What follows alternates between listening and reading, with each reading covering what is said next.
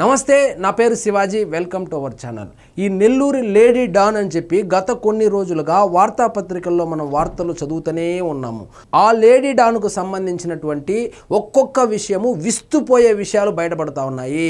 అందులో భాగంగా నిన్నటికి నిన్న ఎవరో జీవిత ఖైదీని పెరోల్ మీద బయటకు తీసుకొని వచ్చి ఆయన హాస్పిటల్లో చేర్పించి ఆయనతో రొమాన్స్ చేస్తున్నటువంటి వీడియో ఏదైతే ఉందో అది సోషల్ మీడియాలో వైరల్ గా మారింది।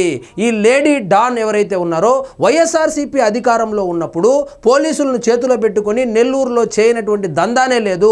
స్మగ్లింగ్ కావచ్చు, రౌడీజం కావచ్చు, భూ కబ్జాలు కావచ్చు, ఆఖరికి కొంతమందికి కొన్ని నియోజకవర్గాల్లో టికెట్లు ఇప్పిస్తానని కూడా హామీ ఇచ్చి చక్రం తిప్పింది అంటే వైఎస్ఆర్సీపీ పెద్దలతో ఆమెకున్నటువంటి సన్నిహిత సంబంధాలు కావచ్చు, అదేవిధంగా పోలీసు శాఖలో ఆమెకున్నటువంటి పట్టు ఇట్లే అర్థమవుతుంది।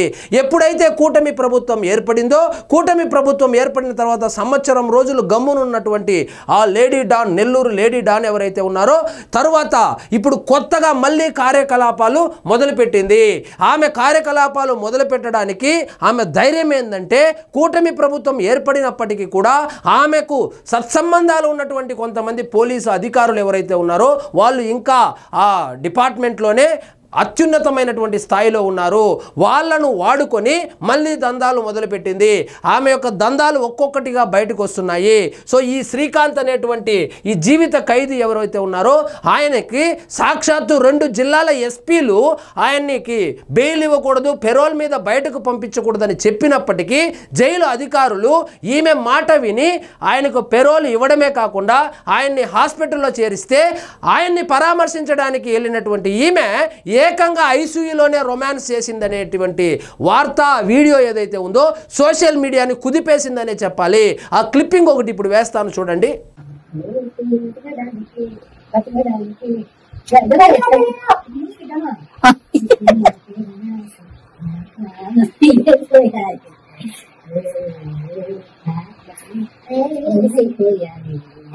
చూశారు కదా, అది హాస్పిటల్ అనుకున్నారో హోటల్ రూమ్ అనుకున్నారో మనకు తెలియదు కానీ ఆమె సన్నిహితంగా ఉన్నటువంటి వ్యక్తి పేరే శ్రీకాంత్। ఆయన ఒక మర్డర్ కేసులో జీవిత ఖైదు అనుభవిస్తున్నాడు। ఆయన్ని బయటకు తీసుకొచ్చి పెరోల్ మీద బయటకు తీసుకొని రావడమే కాకుండా ఆయనతో అయితే సన్నిహితంగా మెలిగినటువంటి ఈ వీడియో అయితే సోషల్ మీడియాని ఒక ఊపు ఊపేసింది।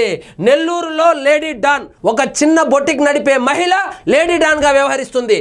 జిల్లా రాజకీయాలను పోలీసులను తన గుప్పెట్లో పెట్టుకుని శాసిస్తోంది। వైసీపీ హయాంలో 5 ఏళ్ల పాటు నెల్లూరు జిల్లాలో పెద్ద ఎత్తున భూదందాలు సెటిల్మెంట్లు చేసినట్లు ఆ మహిళపై ఆరోపణలు ఉన్నాయి।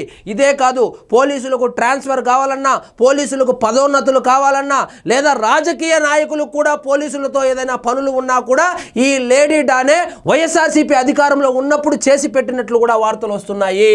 చూడండి, కూటమి ప్రభుత్వం వచ్చాక కొంతకాలం సైలెంట్ గా ఉన్న ఆ మహిళ ఇటీవల మళ్ళీ తన దందాలు మొదలు పెట్టినట్లు తెలుస్తా ఉంది। తాజాగా ఒక జీవిత ఖైదీకి పెరోల్ ఇప్పించినట్లు తెలుస్తుంది। అంతేకాదు అతనితో కలిసి ఏకంగా ఆసుపత్రిలో సరసాలాడినటువంటి వీడియోలు బయటపడ్డాయి। ప్రస్తుతం ఇవి సోషల్ మీడియాలో వైరల్ గా మారాయి। దీంతో పోలీసులపై పెద్ద ఎత్తున విమర్శలు వస్తున్నాయి।